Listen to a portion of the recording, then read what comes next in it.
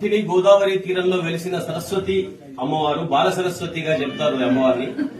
So ముఖ్యంగా ఈ గోదావరి పరివాహక ప్రాంతాలలో కిందికి మనకు మంథిని నుంచి కిందికి వెళ్తే అటు సరస్వతి అమ్మవారు కాళేశ్వరంలో వృద్ధ సరస్వతి అని చెప్తారు. ఇక్కడ బాల సరస్వతి, అక్కడ యవ్వన రూపంలో మనకు బాసర లోపల అంటే మంథినికి పై భాగంలో, అది కూడా గోదావరి పరివాహక ప్రాంతమే, అక్కడ అమ్మవారి యవ్వన రూపంలో విద్యా సరస్వతిగా చెప్తారు.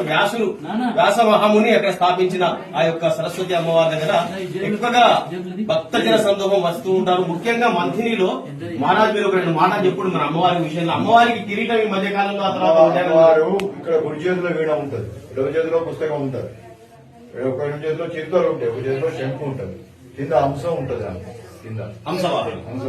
ఇట్లా వరల్డ్ ఎక్కడా లేదు, ఎక్కడ ఉండలేదు.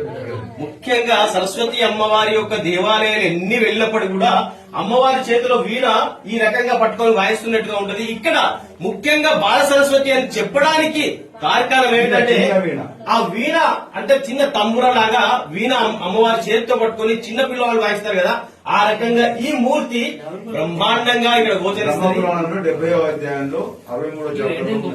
బ్రహ్మ పురాణంలో 70వ అధ్యాయం లోపల 163వ చాప్టర్ లో ఈ మంతిని బాల సరస్వతి అమ్మవారి